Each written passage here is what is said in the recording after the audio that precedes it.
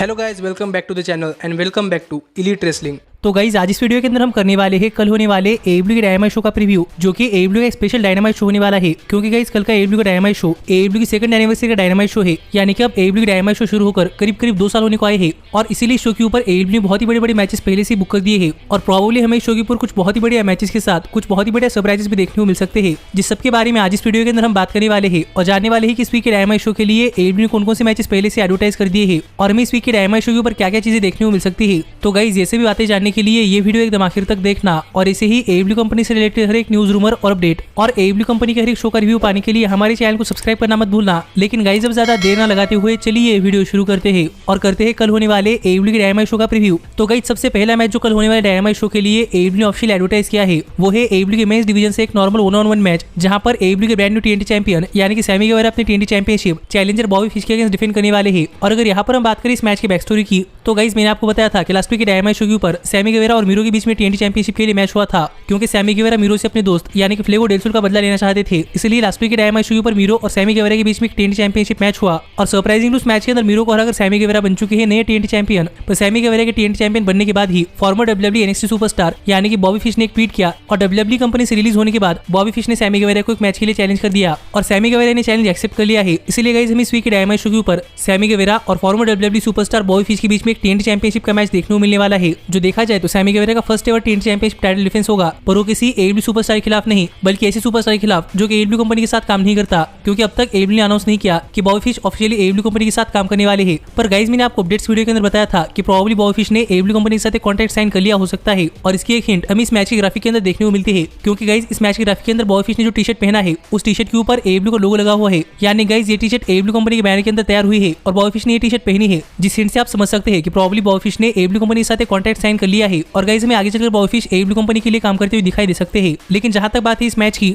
तो गाइस मैं ये मैच देखने के लिए काफी ज्यादा एक्साइटेड हूं और मुझे भी देखना है कि अपनी इंजरी से रिकवर होने के बाद फाइनली इस वीक के डायनामाइट शो के ऊपर एक सिंगल्स मैच के अंदर बॉबी फिश की परफॉर्मेंस कैसी होती है और क्या अपने 40s में बॉबी फिश सैमी गेवेरा जैसे यंग टैलेंट के साथ एक बहुत ही बढ़िया मैच दे पाते हैं या नहीं। लेकिन यहाँ पर बॉबी फिश का कहना यह है कि इस मैच के अंदर सैमी गेवेरा के ऊपर प्रेशर है, क्योंकि सैमी गेवेरा अभी TNT चैंपियन बने हैं और सैमी गेवेरा अपनी TNT चैंपियनशिप निभाना चाहते, इसलिए सैमी को इस मैच के अंदर केयरफुल लेने की जरूरत है। तो अब देखना पड़ेगा कि मैच कैसा होता है। लेकिन जहां तक बात है इस मैच की विनर की, तो गाइस सैमी गेवेरा हाल ही में AEW कंपनी के TNT चैंपियन बने हैं, इसलिए मुझे नहीं लगता कि सैमी गेवेरा इतनी जल्दी अपनी TNT चैंपियनशिप हारने वाले हैं, जिससे कि आप समझ सकते हैं कि मुझे यहाँ पर ऐसा लग रहा है कि सैमी गेवेरा मैच जीतेंगे और सैमी गेवेरा स्टिल रहेंगे हमारे TNT चैंपियन। पर गाइस मुझे ऐसा लगता है कि हमें प्रोबेबली इस मैच के अंदर या फिर ये मैच खत्म होने के बाद यहाँ पर मैन ऑफ द ईयर यानी कि स्कॉर्पियोस का और इथन पेज का इस मैच के अंदर इंटरफेरेंस देखने को मिल सकती है और क्या पता यहाँ पर आकर man of the year Sammy Guevara के ऊपर अटैक कर दे, क्योंकि सैमी गेवेरा के TNT चैंपियन बनने के बाद न सिर्फ बॉबी फिश बल्कि मैन ऑफ द ईयर ने भी सैमी गेवेरा को उनकी चैंपियनशिप के लिए चैलेंज किया था। इसलिए यहाँ पर इस बात की पॉसिबिलिटी बनती है कि इस मैच के बाद यहाँ पर आकर स्कॉर्पियोस का और इथन पेज सैमी गेवेरा के ऊपर अटैक करे और क्या पता हमें यहाँ पर बॉबी फिश सैमी गेवेरा की मदद करते हुए दिखाई दे सकते हैं, जिससे कि नेक्स्ट वीक के डायनामाइट शो के लिए सैमी गेवेरा और बॉबी फिश और स्कॉर्पियो स्काई और इथन पेज के बीच में एक normal tag team match book हो जाए। जिस पर आपका क्या कहना है आप मुझे कमेंट करके बताइए।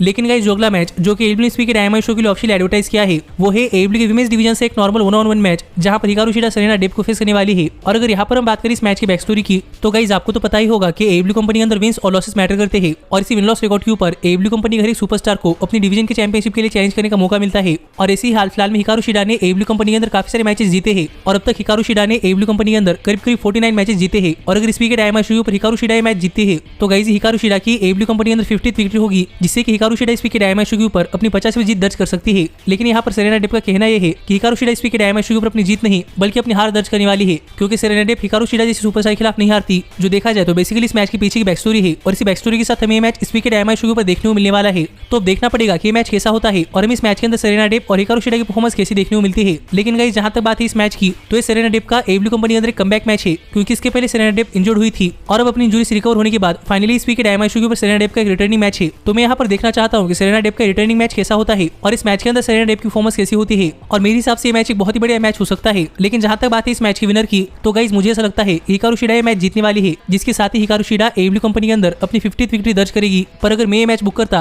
तो गाइस मैं यहाँ पर सेरेना डेप को जिताता, क्योंकि सेरेना डेप का रिटर्निंग मैच है और अगर सेरेना डेप ये मैच जीतती है तो सेरेना डेव को अच्छा खासा मोमेंटम मिलेगा। और अगर हिकारू शिडा को अपनी 50th विक्ट्री दर्ज करने के लिए थोड़े ऑब्स्टिकल सामने आए तो गाइस हिकारू शिडा के लिए और फैंस के लिए शिडा की विक्ट्री काफी इमोशनल हो सकती है। इसीलिए मैं तो इस वीक के डायमंड शो के ऊपर सेरेना डेव को जिताता, पर अब देखना पड़ेगा कि मैच कौन जीतता है। लेकिन इसके बाद जो अगला मैच जो कि AEW इस वीक के डायमंड शो के लिए ऑफिशियल एडवर्टाइज किया है वो है AEW के मेंस डिवीजन से एक 8-मैन टैग टीम मैच, जहां पर द एलीट यानी कि केनी ओमेगा, एडम कोल और द यंग बक्स मिलकर ब्रायन डेनियल्सन, क्रिश्चियन केज और जोरासिक एक्सप्रेस को फेस करने वाले हैं। और अगर यहाँ पर हम बात करें इस मैच की बैक स्टोरी की तो गाइस हम देख रहे हैं कि जब से ब्रायन डेनियल्सन AEW कंपनी के अंदर आए हैं तब से ब्रायन डेनियल्सन केनी ओमेगा के पीछे जा रहे हैं और दूसरी तरफ एडम कोल और जंगल बॉय की राइवलरी चल रही है। और इसी लास्ट वीक के डायमंड शो के ऊपर जब केनी ओमेगा चाहते थे कि डेनियल ब्रायन केनी ओमेगा के खिलाफ एक मैच रेसल करे तो यहाँ पर ब्रायन के बैकअप के लिए क्रिश्चियन केज और जोरासिक एक्सप्रेस आए थे, जो कि हाल फिलहाल में ब्रायन डेनियल्सन का साथ दे रहे हैं। इसीलिए गाइस फाइनली इस वीक के डायमंड शो के ऊपर हमें ब्रायन डेनियल्सन, क्रिश्चियन केज और जोरासिक एक्सप्रेस और द एलीट यानी केनी ओमेगा, एडम कोल और द यंग बक्स के बीच में एक 8-मैन टैग टीम मैच देखने को मिलने वाला है। और गाइस मुझे ऐसा लगता है कि 8-मैन टैग टीम मैच एक बहुत ही बढ़िया मैच हो सकता है और हमें इस मैच के अंदर बहुत ही बढ़िया मूव्स देखने को मिल सकते हैं। और मुझे तो इस मैच के अंदर केनी ओमेगा और ब्रायन डेनियल्सन इन दोनों को फिर एक बार एक दूसरे के आमने सामने आता हुआ देखना है। और अगर एक टाइम के लिए इस मैच के अंदर ब्रायन डेनियल्सन और एडम कोल का आमना सामना होता है तो गाइस यहाँ पर देखना पड़ेगा कि AEW कंपनी के अंदर एडम कोल और ब्रायन डेनियल्सन का फेस ऑफ कैसा होता है। पर अगर यहाँ पर हम बात करें इस मैच के विनर की तो गाइस मुझे ऐसा लगता है कि एक बहुत ही बड़े हाई फ्लाइंग मैच के बाद हमें फाइनली इस मैच के आखिर में फेस टीम यानी कि ब्रायन डेनियल्सन, क्रिश्चियन केज और जोरासिक एक्सप्रेस मैच जीती हुई दिखाई दे सकती है, जिससे हमें आगे चलकर ब्रायन डेनियल्सन और केनी ओमेगा इनके बीच में एक बहुत ही बढ़िया मैच बिल्ड होता हुआ दिखाई दे सकता है।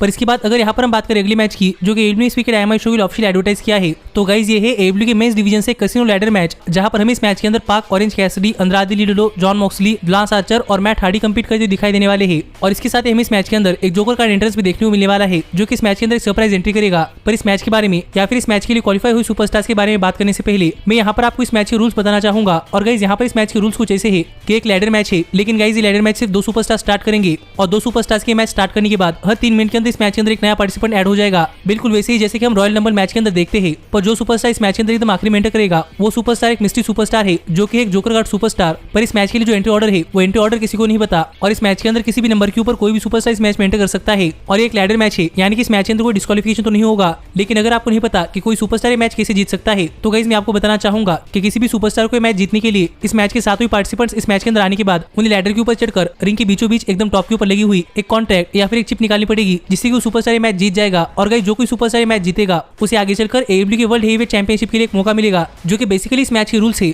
लेकिन जहां तक बात है इन सुपरस्टार्स की जो कि इस मैच के लिए क्वालिफाई हो चुके हैं, तो जो कोई सुपरस्टार इस मैच के लिए क्वालिफाई हुए उनके इस मैच के लिए क्वालिफाई करने के पीछे का मेन रीजन तो हमें नहीं पता, पर आप कह सकते हैं कि AEW ने रैंडमली इस मैच के लिए अपने कई सारे सुपरस्टार्स बुक कर दिए हैं। पर यहाँ पर ये देखना पड़ेगा कि इस मैच के अंदर एक जोकर कार्ड कौन होता है, क्योंकि हाल फिलहाल में इस मैच के अंदर हमें जोकर कार्ड के तौर पर बहुत सारे सुपरस्टार्स देखने को मिल सकते हैं, जिनमें से पहले तो है मैलेकाई ब्लैक, क्योंकि हाल फिलहाल में मैलेकाई ब्लैक की कोडी रोड्स के साथ फ्यूड खत्म हो चुकी है, इसीलिए प्रोबेबली मैलेकाई ब्लैक इस मैच के अंदर एक जोकर कार्ड के तौर पर एंट्रेंस कर सकते हैं। पर दूसरे सुपरस्टार है डार्बी एलन, क्योंकि हाल फिलहाल में डार्बी एलन की भी स्टोरी लाइन FTR के साथ खत्म हो चुकी है, इसीलिए डार्बी एलन इस मैच के अंदर एक जोकर कार्ड के तौर पर एंटर कर सकते हैं। तीसरे है ब्रायन केज, जिनकी हाल ही में सर्जरी हुई है, पर अगर ब्रायन केज पूरी तरीके से ठीक हो चुके हैं तो हमें प्रोबेबली ब्रायन केज इस मैच के अंदर एंटर करते हुए दिखाई दे सकते हैं। चौथे है मीरो, जिन्होंने हाल ही में सैमी गेवेरा के खिलाफ अपनी टेंथ चैंपियनशिप हारी है और अब मीरो को उनके AEW करियर के अंदर उनकी अगली फ्यूड चाहिए, तो इसलिए प्रोबेबली मीरो ये जोकर कार्ड हो सकते हैं। पांचवे है लियो रश, क्योंकि हाल ही में लियो रश ने AEW के डायमंड शोज के ऊपर अपना कमबैक किया है और अब तक लियो रश ने AEW के शोज के ऊपर कुछ नहीं किया, इसलिए हमें प्रोबेबली लियो रश इस मैच के अंदर एक जोकर कार्ड के तौर पर एंटर करते हुए दिखाई दे सकते हैं। छठे कोई और नहीं बल्कि best in the world CM पंक है, क्योंकि हाल ही में CM पंक के पास भी AEW कंपनी के अंदर कुछ करने के लिए नहीं है, इसलिए हमें प्रोबेबली CM पंक भी इस मैच के अंदर एक जोकर कार्ड के तौर पर अपनी एंट्री करते हुए दिखाई दे सकते हैं।